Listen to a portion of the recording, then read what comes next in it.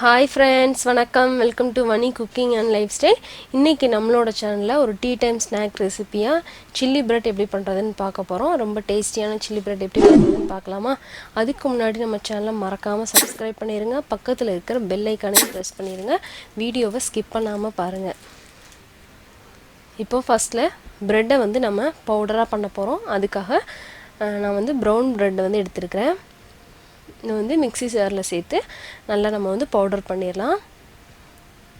இதுக்கு பதிலாக நீங்கள் வந்து ஒயிட் பிரெட் யூஸ் பண்ணுறதா இருந்தால் கூட நீங்கள் வந்து யூஸ் பண்ணிக்கலாம்.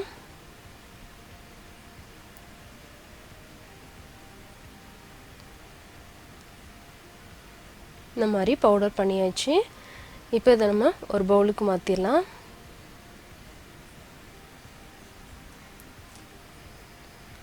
இப்போ இதோட துருவின முட்டைக்கோஸ் கொஞ்சம் சேர்த்துக்கலாங்க.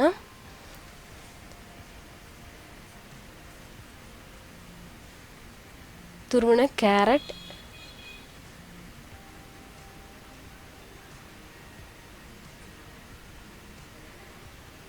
குடைமிளகாய் குட்டி குட்டியாக கட் பண்ணி அதையும் சேர்த்தாச்சு. இஞ்சி பூண்டு பேஸ்ட்,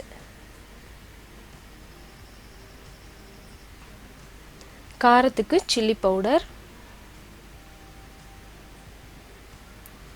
உப்பு தேவையான அளவு, கார்ன்ஃப்ளவர், இதோட கொஞ்சமாக சோயா சாஸ் வந்து ஆட் பண்ணிக்கலாம். இப்போ இது எல்லாத்தையும் சேர்த்து நல்லா நம்ம மிக்ஸ் பண்ண போகிறோம். தண்ணி எதுவுமே சேர்க்காமல் நல்லா கெட்டியாக வந்து பிசைஞ்சிக்கலாம். அதை ஃபஸ்ட்டில் நல்லா நமக்கு சப்பாத்தி மாவு மாதிரி நல்லா கெட்டியாக வந்துடும்.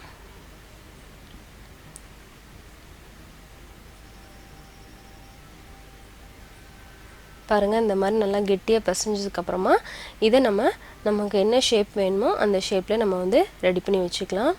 மேக்ஸிமம் இந்த மாதிரி ஃப்ரையிங்க்கெலாம் வந்து ஃப்ளாட்டன் பண்ணுறதே வந்து யூஸ் பண்ணுங்கள். ஏன்னா அப்போ தான் நமக்கு வந்து ஈஸியாக வந்து குக் ஆகும். இதை வந்து நம்ம எண்ணெயில் தான் இப்போ பொரிச்சு எடுக்க போகிறோம். அதனால் வந்து நல்லா ஃப்ளாட்டன் பண்ணி வச்சு நான் வந்து சும்மா ஒரு ஸ்கொயர் ஷேப்பில் ஃப்ளாட்டன் பண்ணி எடுத்துருக்கிறேன். இதே மாதிரி எல்லாத்தையும் ரெடி பண்ணியாச்சு. இதை இப்போ நம்ம டீப் ஃப்ரை பண்ணி எடுத்துக்கலாம். நல்லா எண்ணெய் சூடானதும் சிம்மில் வச்சுருங்க. வச்சுட்டு நல்லா வந்து நம்ம போட்டுக்கலாம். இதில் முக்கியமாக வந்து நம்ம நிறைய போடக்கூடாது. நிறையா போட்டிங்க அப்படின்னா ஈவனாக குக் ஆகாது. உங்களுக்கு ஒரு சைடு நல்லா குக் ஆகிருக்கும், ஒரு சைடு குக் ஆகாது. அதனால் இதுன்னு இல்லை, எந்த ரெசிபியுமே நம்ம எண்ணெயில் ஃப்ரை பண்ணும்போது கொஞ்சம் கொஞ்சமாக நம்ம போட்டு ஃப்ரை பண்ணோன்னா ஈவனாக குக் ஆகும். இப்போ இந்த மாதிரி நம்ம ஃப்ரை பண்ணி எடுத்தாச்சு. இதை எல்லாத்தையும் இந்த மாதிரி நம்ம ஃப்ரை பண்ணி வச்சுட்டு இதுக்கு சாஸ் வந்து ரெடி பண்ணிடலாம். அதுக்கு ஒரு பேனில் எண்ணெய் சேர்த்தாச்சு. எண்ணெய் நல்லா சூடாகட்டும். எண்ணெய் சூடானதும் அதில் குட்டி குட்டியாக கட் பண்ண பூண்டு வந்து சேர்த்துக்கலாங்க. அதோடவே நறுக்கின பச்சை மிளகாய், இதோடவே நறுக்கின வெங்காயம் வந்து சேர்த்துக்கலாங்க. நல்லா இதெல்லாம் கொஞ்சம் குட்டி குட்டியாக கட் பண்ணிட்டிங்கன்னா நல்லாயிருக்கும் உங்களுக்கு. அதோடவே கேப்சிகம், குடைமிளகாய் வந்து கொஞ்சம் நல்லா க்யூப் சைஸில் கட் பண்ணி சேர்த்துருக்கேன். நல்ல ஒரு ஃப்ளேவர் கொடுக்கும். சேர்த்து லைட்டாக நம்ம நல்லா ஃப்ரை பண்ணிக்கலாம்.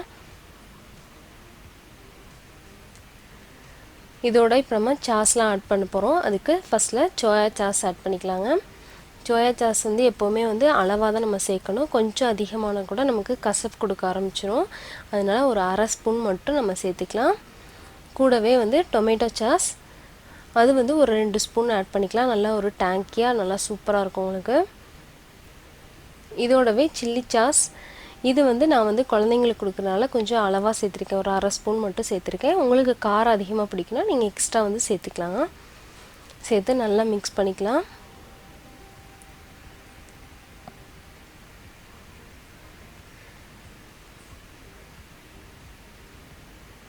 இதோடவே இப்போ ஒரு ஸ்பூன் போல் வினிகர் வந்து ஆட் பண்ணிக்கலாங்க.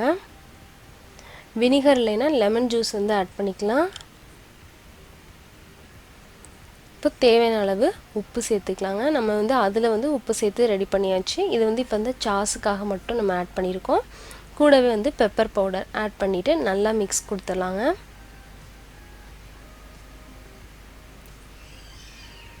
இப்போ இதில் கார்ன்ஃப்ளவர் மிக்ஸ் வந்து நம்ம கார்ன்ஃப்ளவரை தண்ணியில் கரைச்சி அதை வந்து நல்லா சேர்த்துருக்கோம். இது வந்து உங்களுக்கு நல்லா கொஞ்சம் கெட்டியாகவும் இருக்கும், அதே மாதிரி நல்லா லுக்கும் வந்து கொஞ்சம் நல்லா கிளாஸியாக நல்லாயிருக்கும். அதோடவே நல்லா மிக்ஸ் பண்ணிவிட்டு நம்ம ஃப்ரை பண்ணி வச்சுருக்கிற ப்ரெட் பீசஸையும் சேர்த்து நல்லா மிக்ஸ் பண்ணிடலாம். நல்லா எல்லாம் மிக்ஸ் ஆனதுக்கப்புறமா அதில் லாஸ்ட்டில் கொத்தமல்லி இலை தூவி இறக்குனா நம்மளோட சில்லி பிரெட் வந்து ரெடி ஆயிரும்.